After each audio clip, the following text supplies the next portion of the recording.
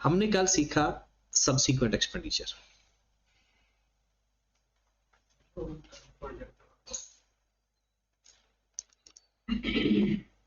Subsequent expenditure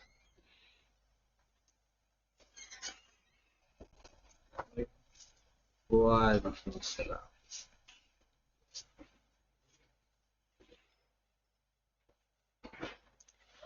subsequent expenditure के लिए हमने क्या सीखा, जो आपने कल सीखा वो बताया पहले। उसको हम एक एडिशन ट्रीट करेंगे, ठीक है। एंट्री में भी उसी तरह एंट्री पास करेंगे, पीपी टू कैश। अगर अगर तो वो कंडीशन पूरी नहीं कर रहा कैपिटलाइजेशन की, तो simple expense debit cash credit. अगर वो कंडीशन पूरी कर रहा है तो फिर क्या करेंगे, पीपीई डेबिट कैश क्रेडिट।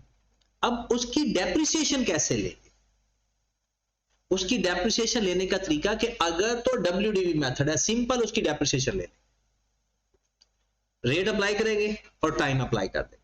अगर स्ट्रेट लाइन मेथड है तो उसको आपने एडिशन माना हुआ है। अगर स्ट्रेट लाइन मेथड है और आपने उनको एडिशन माना हुआ है, और ये कॉन्सेप्ट नहीं, क्वेश्चन हल करने का तरीका, कॉन्सेप्ट कोई और है। एडिशन मान के हमने इसको, अगर लाइफ चेंज हो जाए तो न्यू लाइफ कंसीडर करनी है और इसको डेप्रिशिएट कर देना। और अगर लाइफ ना चेंज हो, लाइफ नॉट चेंज, तो आपने उसको डेप्रिशिएट करना है रिमेनिंग लाइफ में, और ये मेथड है क्या, स्ट्रेट लाइन मेथड। ओके होगी बात। और अगर ये मेथड है रिड्यूसिंग बैलेंस मेथड, तो सिंपल उसको डेप्रिशिएट कर दे। ये हम सवाल में अगर हम ये तरीका अपनाते हैं ना, तो आई कैप कोई नाराज नहीं होता, आई कैप इसको कंसीडर करता है, और बहुत ज्यादा सजेस्टेड आंसर भी इसके ऊपर बेस करते हैं। बट IAS 16 के अंदर क्या लिखा हुआ, IAS 16 कहता है कि IAS 16 एक रूल बताता है जिस पर सारे मेथड अप्लाई हो जाते हैं, चाहे स्ट्रेट लाइन मेथड हो चाहे डब्ल्यूडीवी मेथड। आई कैप कहता है कि at the date of subsequent expenditure, at the date of, जिस दिन आपने वो खर्चा किया, आप जिस किसी एसेट के ऊपर, आप उस एसेट की कैरिंग अमाउंट फाइंड कर लो उस दिन की।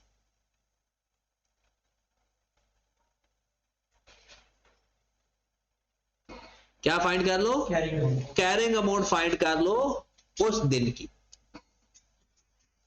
ठीक होगी बात, आगे चलते। कैरिंग अमाउंट फाइंड करके उस कैरिंग अमाउंट के अंदर प्लस कर दो सबसीक्वेंट एक्सपेंडिचर।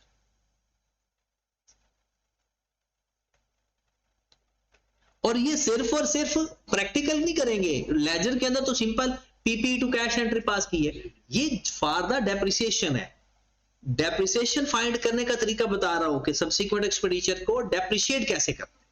एक मेथड ये था, स्ट्रेट लाइन मेथड में एडिशन मानो, लाइफ चेंज होगी तो नई लाइफ पे डिवाइड कर दो, लाइफ चेंज नहीं तो रिमेनिंग लाइफ पे डिवाइड कर दो। अगर रिड्यूसिंग बैलेंस मेथड है तो सिंपल उसको डेप्रिशिएट कर दो।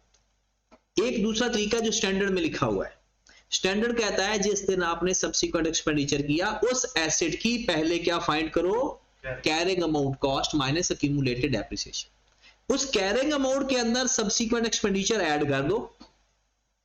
अब इस वैल्यू को कॉस्ट मान के आगे इसको डेप्रिशिएट करो।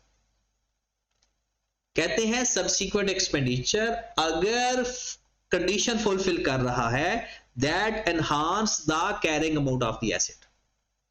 ये अंग्रेजी में आपको सेंटेंस मिलेगा स्टैंडर्ड के अंदर। क्या करता है, subsequent expenditure, subsequent expenditure enhance the carrying amount of asset if fulfill capitalization conditions।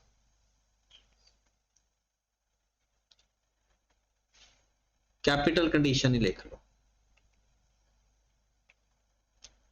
अब कैरिंग अमाउंट फाइंड कर लेंगे, उसके अंदर वो सब्सिक्वेंट एक्सपेंडिचर ऐड कर देंगे उसको। अगर स्ट्रेट लाइन मेथड है फिर आगे फर्दर वही बात, अगर स्ट्रेट लाइन मेथड है तो इसके टोटल को लाइफ चेंज हो जाए तो नई लाइफ पे डिवाइड करना है, लाइफ चेंज ना हो तो रिमेनिंग लाइफ पे डिवाइड।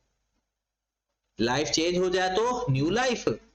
स्ट्रेट लाइन मेथड में अगर न्यू लाइफ लेंगे, अगर चेंज हो गई है तो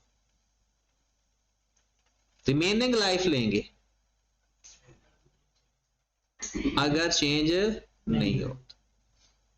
और रिड्यूसिंग बैलेंस मेथड या WDV मेथड में इसके टोटल के ऊपर बस रेट अप्लाई करना शुरू कर दें। एक तो है आप एडिशन मान लो, एंट्री तो एडिशन की पास होनी ही होनी है, चाहे जिस मर्जी फॉर्मेट में ले आओ इसको। एक है डेप्रिसिएशन कैसे फाइंड करनी है, उसके तरीके बता रहा हूं।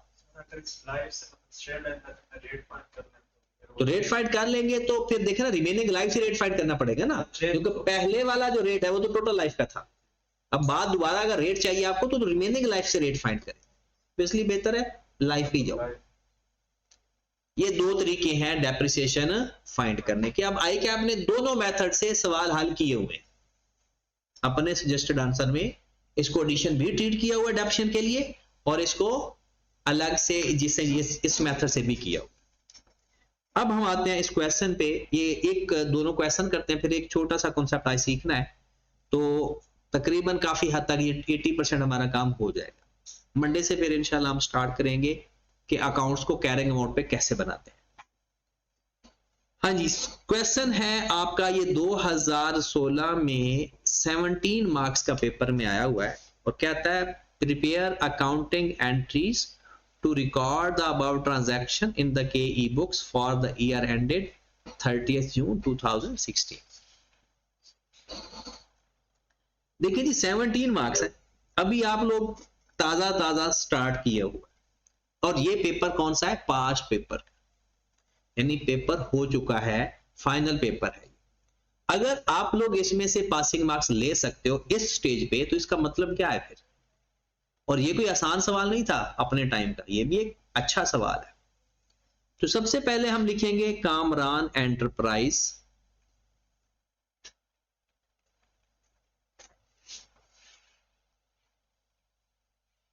जनरल जर्नल, आगे फॉर द ईयर लिखना है तो ठीक है, वरना आपको पता है जर्नल में तो डेट इधर भी लिखते होते हैं, डेट पर्टिकुलर या description,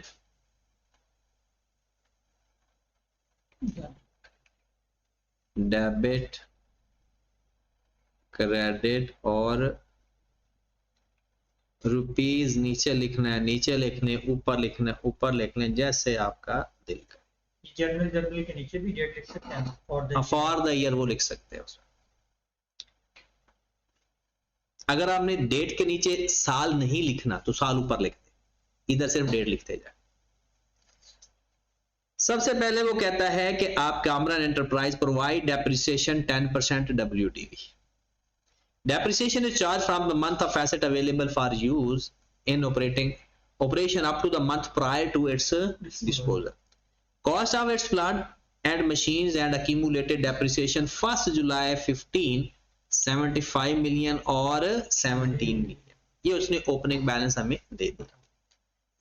on 1 October 15 a second hand machine was acquired from Chinese company 15 million. The machine was renovated and overhauled at a cost of rupees 3 million।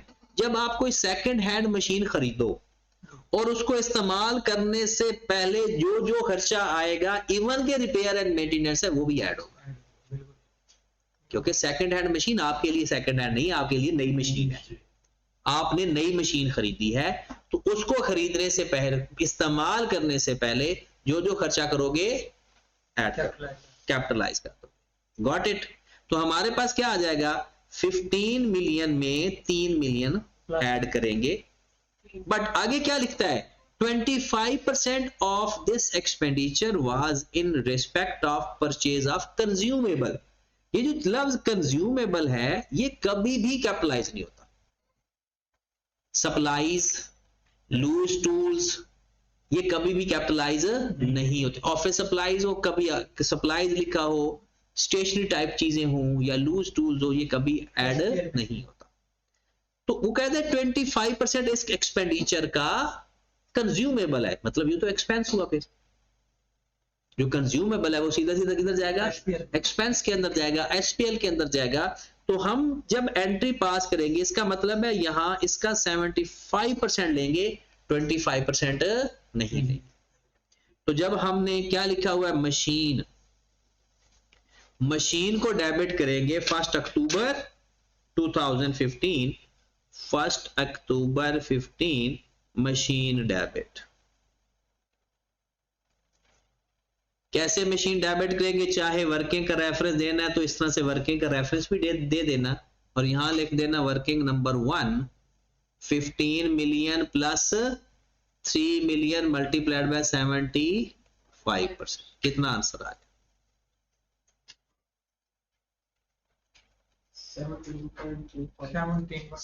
17.25. अच्छा ये रुपीज इन मिलियन है तो यहां लिख देते हैं रुपीज इन. हाँ जी, मशीन हमारे पास आ गई 17.25 और कंज्यूमेबल जो है ब्रैकेट में लिख देंगे SPL 0.7, 25% ले लिए 3 का और अपना बैंक या कैश क्रेडिट कर देंगे 18 मिलियन से. ये हमारी पहली एंट्री पास हो. इसमें एक कंज्यूमेबल एक ऐसी चीज थी जो ज्यादातर लोगों को शायद ना पता, लेकिन कंज्यूमेबल, ऑफिस सप्लाईज या लूज टूल्स, स्टेशनरी, ये पैकिंग मटेरियल तो वो उसके अंदर आता है. अगर इसका पैकिंग मटेरियल हो तो वो भी एक्सपेंस में लिख देंगे, बट पैकिंग मटेरियल इन्वेंट्री का हुआ करता है, इन्वेंट्री को पैक करते हैं ना. इसका अगर कोई पैकिंग मटेरियल होगा वो तो ऐड होगा, ये तो वो हैंडलिंग कॉस्ट आ जाएगी. हाँ जी, उसके बाद दूसरे नंबर पर आ जाए 1 November 15 KE transferred a machine having a list price rupees 10 million from its stock in trade to its engineering department. KE such machine sold at cost plus 25%. इसका मतलब है ये अपना स्टॉक एसेट बन रहा है. तो क्या एंट्री पास करते हैं? अगर वो कहता है परपेचुअल या पीरियोडिक तो फिर तो उसको फॉलो करें, नहीं कहता तो परचेज लिख. तो 10 मिलियन के ऊपर पहले तो लगाओ CPS क्योंकि ये लिस्ट प्राइस है. तो 10 को डिवाइड कर देंगे 125 पे और मल्टीप्लाई कर देंगे 100 से. कितना आ जाएगा? 8 मिलियन. अब हमने एंट्री जो पास करनी है ये किस दिन का वाकया है? 1 नवंबर 15. तो 1/11/15 नाम लिखा हुआ है मशीन या PPE डेबिट और परचेजेस क्रेडिट 8 मिलियन से.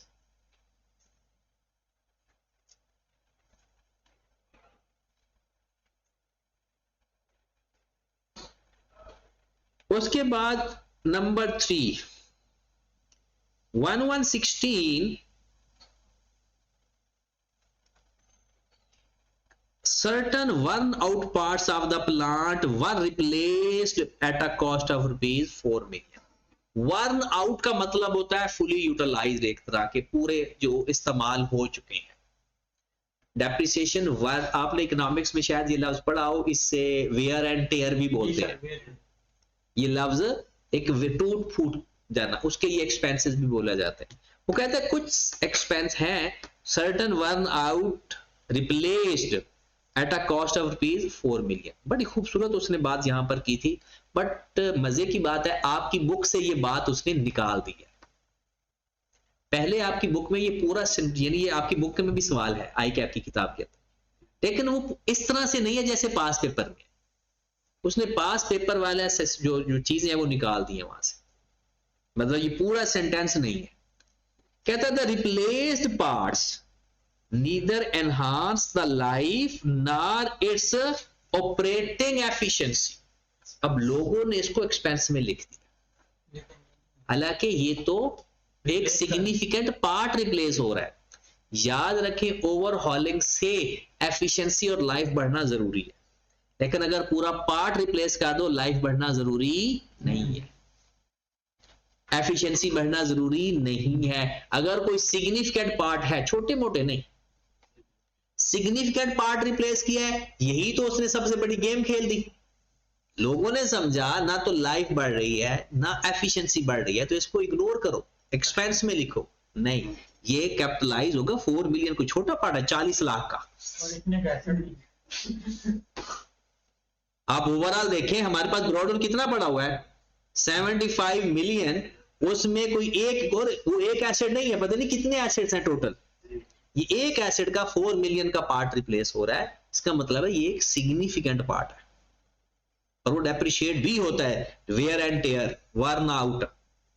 आगे क्या कहता है, the replace part neither enhance the life nor its operation efficiency, the old part were sold for rupees 0.75 million, the plant was purchased for rupees 25 million on 1 January 2015।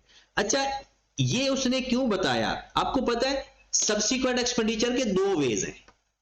एक पुराने asset की book value में जो आपने add किया है, नया asset लिया वो ऐड कर लो, एक तरीका, ये स्टैंडर्ड का तरीका है। दूसरा, नए पार्ट को सिंपल एडिशन मान लो। ये जो 25 मिलियन दिया हुआ है कि जिस एसेट के ऊपर हमने खर्चा किया 4 मिलियन का, ये उसकी कॉस्ट है। ये क्यों दिया हुआ बोला? ताकि आप अगर बुक वैल्यू फाइंड करके 4 मिलियन ऐड करके तरीका करना चाहते हो तो कर लो, या फिर इसको 4 मिलियन को एडिशन मान के इसको एडिशन समझ के ही डेप्रिशिएट कर दो। मेथड कौन सा है? WDV, एडिशन मानते हैं सीधा सीधा। एडिशन मान के एक इसकी एंट्री हो जाएगी मशीन टू कैश, और दूसरा ये डेप्रिसिएशन भी होगा जैसे एक नया एसेट खरीद लिया। तो सिंपल बाकी सारी कहानी है, 4 मिलियन हमारा कैपिटलाइज होगा। एंट्री पास कर देते हैं। ये किस दिन का वाकया है? 1 जनवरी का। 1/1/16 machine debit cash credit 4 million.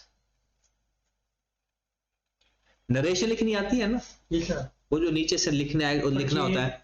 ये सिंपल ये कहेंगे, नहीं ये परचेज तो नहीं कहेंगे, हम कहेंगे एक सब्सिक्वेंट एक्सपेंडिचर या replace the part of the machine, ये लफ्ज लिखिएगा। ये लिखेंगे परचेज द मशीन, और ये लिखेंगे या transfer from stock in trade to engineering department. इसकी नरेशन हमेशा वो जो जिसकी एंट्री पास कर रहे हैं ना वो सेंटेंस होता है, लेकिन उसको एक कंप्रीहेंसिव बनाना है कि मैक्सिमम वो 3-4 वर्ड के अंदर पूरा आ जाए। 1/1/16 के बाद वो कहता है 1 मई 2016। अच्छा, ये जो 0.75 मिलियन का बेचा है, ये पैसे तो आए हैं। अब या तो इसको हम डिस्पोजल मान लें। डिस्पोजल मानने के लिए जो पार्ट हमने रिप्लेस किया है उसकी कॉस्ट वगैरह का पता होना चाहिए। अगर उसकी कॉस्ट और कुछ भी नहीं बताया हुआ, सिंपल उसकी एक स्क्रैप बताया हुआ है, तो सिंपल इसकी एंट्री पास कर दो, cash debit scrap cell credit 0.75। दोबारा सुने, अगर रिप्लेस्ड पार्ट का डाटा बताया हुआ है, मतलब उसकी कॉस्ट बताई हुई है, उसकी लाइफ बताई हुई है, उसका बाकी सारा सिस्टम बताया हुआ है, तो ऐसे समझो जैसे ये डिस्पोजल है। और अगर कुछ भी नहीं बताया हुआ, सिंपल स्क्रैप वैल्यू बताई हुई है, तो cash debit SPL credit, cash debit SPL credit या अदर इनकम क्रेडिट या स्क्रैप सेल क्रेडिट, ब्रैकेट में चाहे SPL भी लिख लो। 1/1/16 के बाद 1 मई 2016 को the plant was damaged and remained inoperative for 1 month. KE spent 3 million on repair to restore the plant in working condition. ताकि वो वर्किंग कंडीशन में वापस आ जाए। 3 मिलियन का खर्चा हो गया, कैपिटलाइज होगा या एसपीएल में जाएगा? एक्सपेंस में जाएगा, क्योंकि इससे कौन ना तो उसने एफिशिएंसी बढ़ाई ना उसने लाइफ बढ़ाई, बल्कि उसको उसी हालत में लाने के लिए ये खर्चा हुआ। तो repair expense debit 1 May 16,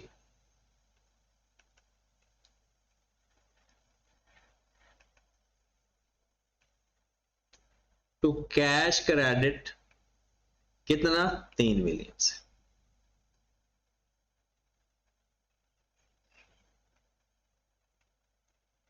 next last में वो कहता है on 1 April a machine which was purchased on 1 July 2012 12 million was completely damaged and sold for rupees। तो एक डिस्पोजल आ गया। डिस्पोजल की वर्किंग कर लेते हैं जैसे हम करते हैं, डिस्पोजल की पूरी उसी तरह की वर्किंग। हाँ जी, सबसे पहले किस डेट का वाक्य है ये? 1 अप्रैल 16, 1/4/16 cash debit, accumulated depreciation debit, machine credit. बाकी जो डिफरेंस आएगा, जो जो गिवन है वो लिख लो, बाकी फाइंड कर लेते हैं। हाँ जी, गिवन क्या है? कहता है उसकी original cost 12 million, cash 1.2 million, और कुछ नहीं बताया। तो पहले तो डेप्शन फाइंड कर लेते हैं। बुक वैल्यू फाइंड कर लेंगे तो हो जाएगा काम। कैरिंग अमाउंट कह लो या बुक वैल्यू कह लो। हाँ जी, खरीदा कब था? हाँ जरा, खरीदा कब था? 1 जुलाई 2012 को, मतलब खरीदने वाले साल में कोई पार्शियल टाइम नहीं है, मंथ नहीं है, क्योंकि हमारा साल शुरू कहां से हो रहा है? 1 जुलाई से। तो 1 जुलाई को ही खरीदा था। तो 1 जुलाई 2012 से लेकर जून 13 एक साल, जून 14, जून 15, 3 साल तो ये पक्के हो गए। जून 15 तक 3 साल 9 महीने, जून 15 तक 3 साल, अप्रैल 16 को ये काम आगे हुआ है। तो 6 महीने 2015 के और 3 महीने 2016, तो 3 साल 9 महीने। हाँ, तो 1 अप्रैल को बेचा है तो उससे पहले ही ले रहे, मार्च तक ले रहा हूं मैं। मार्च मतलब वो तो मार्च 31 अप्रैल नहीं। नहीं, 1 अप्रैल का मतलब प्रायर मंथ कौन सा है? मार्च। तो मार्च तक डेप्रिसिएशन, ठीक है। तो 9 मंथ हो गए। इसका मतलब है बेचने वाला फैक्टर है, खरीदने वाला फैक्टर। स्ट्रेट लाइन मेथड में ऐसा फैक्टराइजेशन नहीं करते हैं हम, लेकिन रिड्यूसिंग वेल्स मेथड में ऐसा करते हैं जी।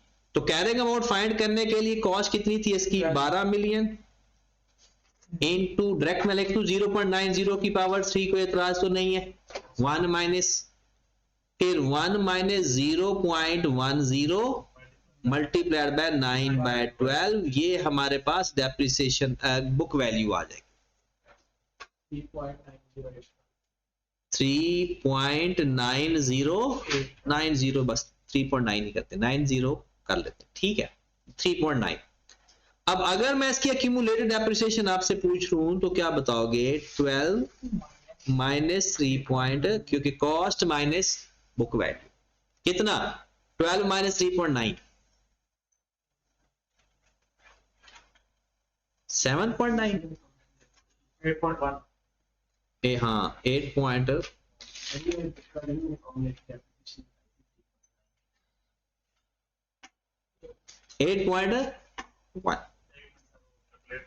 12 माइनस 3.9, 7। ना बुक वैल्यू पूछ रहे थे ना, तो यार पहले बुक वैल्यू 8.0919। बुक वैल्यू क्या है? 8.1 कर लेते हैं। अब 12 में से 8.1 माइनस करेंगे तो 3.90, ठीक है। अब हमारे पास एक्यूमुलेटेड एक्शन कितनी आ गई? 3.9, और एसपी डिफरेंस कितना आ गया? वो चला जाएगा एसपीएल 6.8। अच्छा, इसमें जो बात इंटरेस्टिंग है, चलो आता सवाल था या नहीं आता था, हमारी कोई खास वर्किंग नहीं हुई, सिर्फ एक ट्रांजैक्शन रह गई है, बाकी सारी एंट्रीज पास हो गई हैं, वो है डेप्रिसिएशन फॉर द ईयर। उस पर वर्किंग हो सकेगी, उसकी गलती के ज्यादा चांसेस हैं, वही गलत हो सकता है। 17 नंबर का ये सवाल है। चलो मान लिया डेप्रिसिएशन के 5 नंबर, 12 नंबर का तो बाकी सवाल था। चलो उसमें से भी क्या, चलो जी 2 नंबर और गए, 17 में से 10 नंबर। हमें हर सवाल में मिनिमम टारगेट होता है 50%, 8.5 नंबर लेना। अब अगर देखें तो कुछ एंट्री तो बहुत ही सीधी सीधी थी, जैसा कि ये वाली एंट्री बिल्कुल सीधी थी, ये वाली एंट्री चलो हो भी मुश्किल भी हो सकती है, ये स्क्रैप सेल के बारे में हो सकता है, ना पता हो, चलो मान लिया नहीं पता, भाई ये तो पता है कैश आ रहा है, कैश है तो डेबिट ही होना है, चलो क्रेडिट सेल भी नहीं कर सकते क्योंकि ये स्टॉक नहीं है, तो जो भी लिखोगे माना जाएगा। एसपीएल लिख दो, अदर इनकम लिख दो, स्क्रैप सेल लिख दो, सब माना जाएगा। लेकिन सेल अगर लिख दी तो कत्ल होगा, क्योंकि सेल नहीं लिख सकते क्योंकि ये स्टॉक हमारा नहीं है, सेल नहीं लिख सकते। कैश डेबिट सेल के अलावा कुछ भी लफ्ज लिख जाएंगे मान लिया जाएगा। नंबर वो तो फिर एग्जामिनर के मूड पे डिपेंड। हाँ जी, मशीन लिख सकते हैं मुझे लगता है, लेकिन क्योंकि ये स्क्रैप के तौर पर सेल हो गया तो ये स्क्रैप है। अदर इनकम लिख सकते हैं, एसपीएल लिख सकते हैं, स्क्रैप सेल लिख सकते हैं, कुछ भी तो बता रहे ना, स्क्रैप है तो स्क्रैप। अब आ जाते हैं जून 16 को last entry, depreciation for the year. ये एक थोड़ा सा टेक्निकल काम होता है हमारे लिए, डेप्रिसिएशन फॉर द ईयर, और मैं कहता हूं ये सबसे ज्यादा आसान होना चाहिए आपके। सबसे पहला काम करते हैं जनाब, 1715 को ब्रॉडऑन की बुक वैल्यू में से डिस्पोजल की बुक वैल्यू माइनस करें। ब्रॉडऑन की बुक वैल्यू क्वेश्चन के अंदर गिवन है, खैर से 75 माइनस 70, 75 माइनस 58 माइनस कितने डिस्पोजल है, एक। अब उसकी बुक, इंटरेस्टिंग बात आओ जरा वापस, उसकी बुक वैल्यू क्या ये कंसीडर कर सकते हैं या नहीं? नहीं, सोच के बताना है आसफा, हमें बुक वैल्यू चाहिए। अच्छा हम ये करते हैं ना, जब डेप्शन करते हैं तो ब्रॉडऑन की बुक वैल्यू में से, ब्रॉडऑन की बुक वैल्यू में से डिस्पोजल की बुक वैल्यू माइनस करते हैं, ब्रॉडऑन की बुक वैल्यू में से डिस्पोजल की बुक वैल्यू माइनस करते हैं।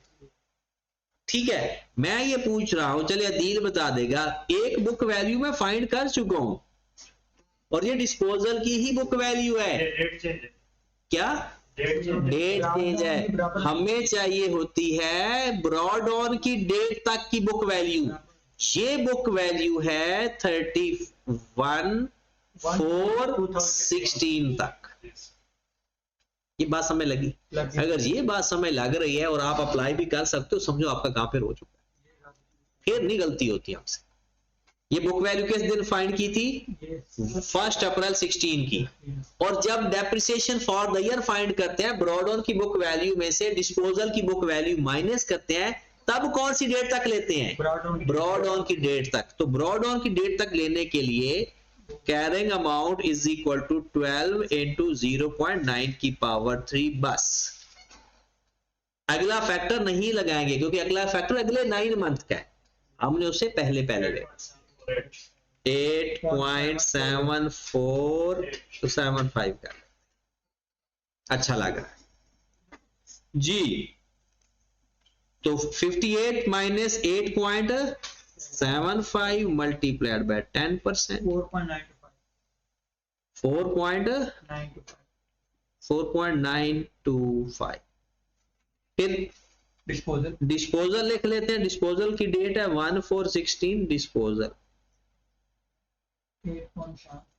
8.75 multiplied by 10% multiplied by 9/12, 0.656।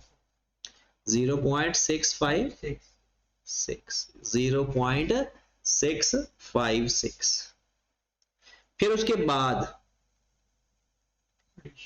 Addition, sir इसमें जब ये हमने वो करवाया था ना, रिप्लेस पार्ट किया था, इसको जब सवाल मुकम्मल हो जाए ना तो दूसरे तरीके स्टेटमेंट में ये लाइन समझा दीजिएगा। ठीक है। एडिशन, एडिशन में हमारे पास कौन कौन सा एडिशन हुआ? एक तो पहले हुआ था 1 अक्टूबर को 1 10 15 17.25 multiplied by 10% multiplied by 9 by 12, 1.3 यही होगा ये सर 1.3।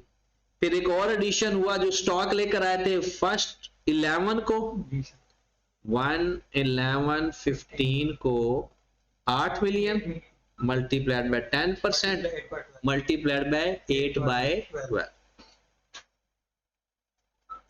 0.53 0.53।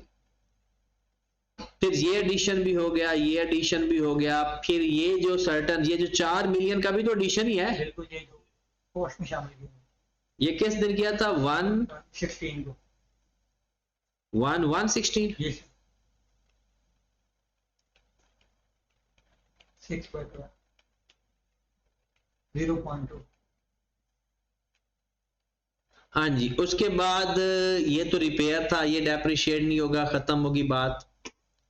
डिस्पोजल की हम एंट्री पास कर चुके हैं। चले जनाब इसको प्लस कर लिए, हमारे पास डेप्रिसिएशन फॉर द ईयर आ जाएगा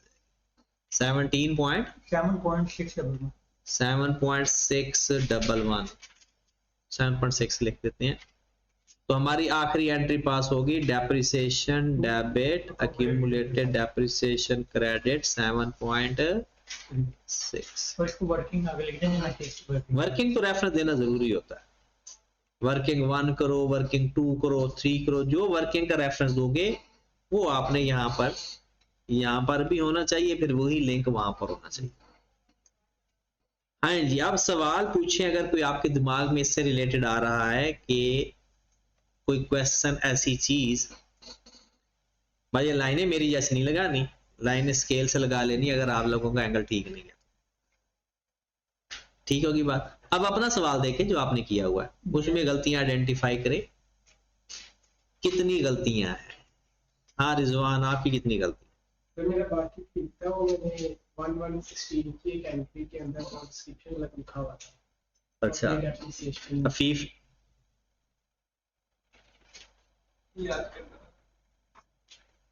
हल नहीं किया, इकबाल नहीं किया, अवैस ने तो फिर पक्की बात है नहीं की होना, तो इकबाल ही नहीं किया। सो आपका कितने गलतियां? मतलब वो डेट की। अच्छा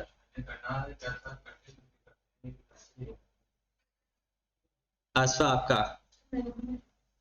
सिर्फ ये गलती थी, ये कंज्यूमेबल की जगह मुझे मंडे को ना मिलना सारे ही जिन्होंने काम नहीं किया, फिर मैं काम करने का तरीका सीखूं। सर इसी लाइन को आप उसमें मेथड बता सकते हैं। उसमें सिंपल ये करना है कि सबसे पहले हम 25 मिलियन की, क्योंकि उसने कॉस्ट 25 मिलियन बताई हुई है ना, 1/115, बल्कि ये तो साल का शुरू ही है, जी सर नहीं सर, ये पिछले साल का। वो उस दिन उसकी बुक वैल्यू यानी उसने खरीदा था 1/115 को।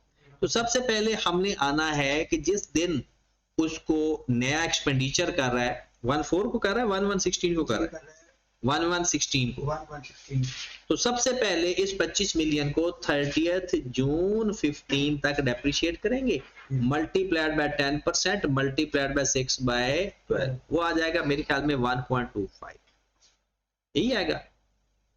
चलो जितना भी आ रहा है 1.25 को कर देंगे इसमें से माइनस, 1.25 तो नहीं आएगा, 0.125 आएगा, 10% है ना इसका। हाँ 1.25 ही आएगा। फिर ये कितना आ जाएगा 23.75। फिर इसको ले जाएंगे 1/116 तक, मल्टीप्लाइड बाय 10% मल्टीप्लाइड बाय 6/12, उस डेट तक जिस दिन सब्सिक्वेंट एक्सपेंडिचर किया। सपोज कर देते हैं कि 1 पॉइंट समथिंग आ गया, बुक वैल्यू सपोज दैट आ गई 22 पॉइंट समथिंग। अब इस दिन हमने वो 4 मिलियन इसके अंदर ऐड कर, ठीक है। ये जो हमारे साल की डेप्शन होगी ये 6 महीने की भी होगी और ऐड करके 10% मल्टीप्लाई बाय 6/12, तो ये 6 महीने की डेप्रिसिएशन और ये 6 महीने की डेप्रिसिएशन फिर प्लस करके लिखे, ये उस साल की डेप्रिसिएशन हो जाएगी। ये थोड़ा टेक्निकल बन जाता है, क्योंकि अगर एक एसेट होता तो खैर है, लेकिन वो सारे और भी तो एसेट पड़े हुए हैं, तो फिर ये तरीका भी मुश्किल भी हो जाता है, और एक ही एसेट हो तो फिर ये अच्छा है। 4 तो है ही बुक वैल्यू, अभी एडिशन किया है, फाइंड कैसे करेंगे? वो आज ही एडिशन किया, उसी दिन ही ऐड कर रहा हूं, कोई टाइम गुजरता तो फिर उसकी बुक वैल्यू होती ना। लेकिन इजी तो ये कि इनको अलग अलग अलग वो एडिशन जैसे हमने किया है। हाँ जी, अगला क्वेश्चन देखें, क्वेश्चन नंबर 21। ये आसान सा सवाल था, एक छोटा भी था आसान भी था। उसके लेजर बनाने थे, व्हीकल का लेजर, एक्यूमुलेटेड डेप्रिसिएशन का लेजर, गेन या लॉस। सबसे पहले आपको कॉस्ट बता दी, एक्यूमुलेटेड डेप्रिसिएशन बता दी, डब्ल्यूडीवी बता दी, और ये भी कह दिया कि 15% डेप्रिसिएशन का रेट है। सबसे पहले एक्सचेंज का केस बना, लेकिन ये एक्सचेंज का केस बुरा नहीं है, सीधा सा था। कहते 1 अगस्त 13 को vehicle which was acquired at a cost of ₹850 million on 1 July 11 was exchanged for a new vehicle. The balance was settled 350 million. List price is 9 lakh. तो जो नया एसेट है वो 9 लाख का ही है। हम उनको 3,50,000 रुपया दे रहे हैं, बाकी में अपना पुराना एसेट दे रहे हैं, वो ट्रेडिंग अलाउंस बन जाएगा। तो अगर मैं यहां पर ही एसेट का अकाउंट तो इधर ही बना देते हैं, आपका ब्रॉड ऑन आ गया 65201,300। अब नया एसेट खरीदा 9 लाख में, 9 लाख एक्सचेंज के नाम से पूरा लिख दो, या 350 और 650 अलग अलग करके 6 या 7 का जो भी आ रहा है वो लिख दे। 550 आएगा बिल्कुल, 9 लाख है, तो या तो 350,000 और 5,50,000 अलग अलग लिख दे। 350 के सामने लिखे कैश या बैंक, और 550 के सामने लिखे ओल्ड एसेट या डिस्पोजल, या फिर इकट्ठा ही 9 लाख लिख लें और वहां पर क्या लिख दे, एक्सचेंज। और यहां पर आप लिख दो जो पुराना एसेट है वो कितने का था, 8 लाख। लो जी, एसेट के अंदर इसकी एंट्री पूरी होगी। अब एक एडिशन भी है और एक डिस्पोजल भी है, तो फिर डिस्पोजल की भी तो बनेगा। डिस्पोजल के लिए डिस्पोजल का लेजर हम बनाएंगे, उसमें हमें इसकी कॉस्ट चाहिए, इसकी एक्यूमुलेटेड डेप्रिसिएशन चाहिए, इसका कैश चाहिए, सॉरी कैश नहीं, ये तो एक्सचेंज किया है, न्यू एसेट आ जाएगा 9 लाख से, और यहां पर आ जाएगा कैश या बैंक 3,50,000 से। अब एक्यूमुलेटेड डेप्रिसिएशन कैसे फाइंड करेंगे, डब्ल्यूडीवी मेथड है मेरे ख्याल में, तो फिर फार्मूला लगा देंगे। बुक वैल्यू फाइंड करके उसका डिफरेंस इधर आ जाएगा। कॉस्ट गिवन है 8,50,000, जो डिफरेंस आ जाएगा इधर भी एसपीएल हो सकता है, इधर भी एसपीएल हो सकता है। समझ लगी? चलिए मैं लिख देता हूं, वैल्यू भी लिख देता हूं ताकि आप वेरीफाई कर लो। एक्यूमुलेटेड ऑप्शन फाइंड कर लेते हैं। ये एसेट कब खरीदा था जी, 1 जुलाई 11 को, और रिप्लेस कब कर रहे हैं, 1 अगस्त 13 को। तो जून 12 1 साल, जून 13 2 साल, 2 साल और जुलाई का 1 महीना, क्योंकि 1 अगस्त 2013 को तो हम बेच रहे हैं, तो टोटल कितना टाइम बना, 2 साल 1 महीना। तो बुक वैल्यू फाइंड कर लेते हैं। 2 साल 1 महीने की कैरिंग अमाउंट बराबर है, कॉस्ट कितनी थी 8,50,000 मल्टीप्लाइड बाय 0.85 की power 2 multiplied by 1 minus 0.15 multiplied by 1/12। इसको देखा करें और बार बार अप्लाई किया करें ताकि फार्मूले पक्के हों आपको। दोनों मेथड से पेपर में नहीं करना, नहीं दोनों मेथड में पता चल जाएगा कि सही है या गलत आ, कितना आ गया। इसलिए कहते हैं 2 पेपर बहुत अच्छा होता है, बंदा खुल के टाइम देता है। 606,448 को छोड़े, अब इसको आपस में माइनस कर देंगे तो क्यूमुलेटेड डेप्रिसिएशन आ गया।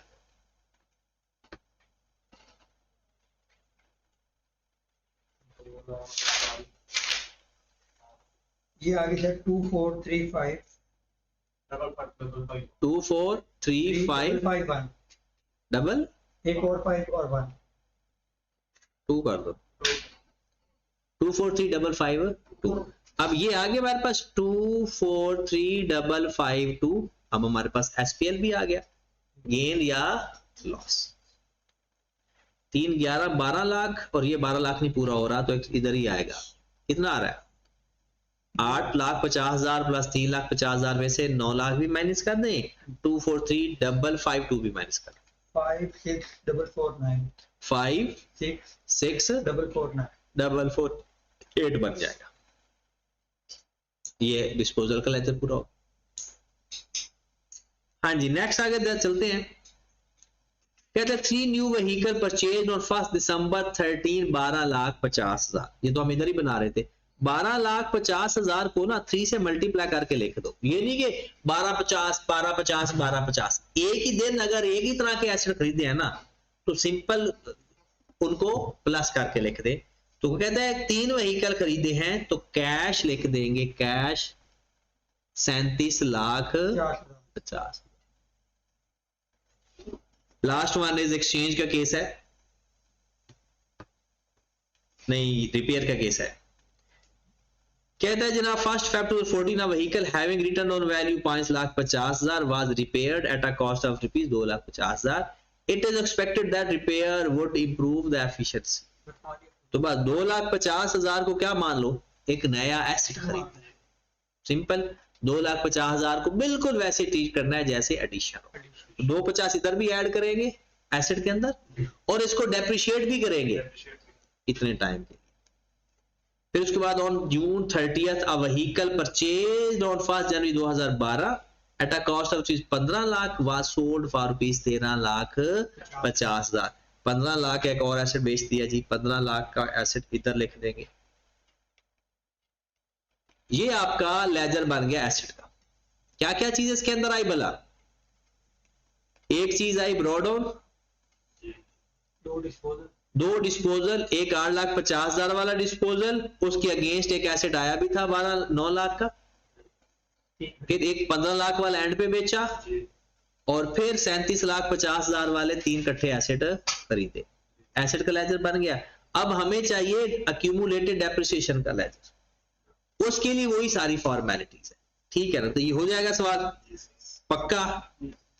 चले जी, अच्छा कल तो आपका टेस्ट है, आप अपने हिसाब से जितना कुछ हमने पढ़ लिया हुआ है उसको तैयार करके रिवाइज करके, ठीक है, ताकि फिर जो टेस्ट हो तो टेस्ट तो देखी जाएगी कि कैसे आप लोगों से हैंडल होता है। लास्ट टेस्ट हमारा डिस्कस हो गया था ना, चले तो बाकी इंशाल्लाह फिर कल ही आगे बढ़े।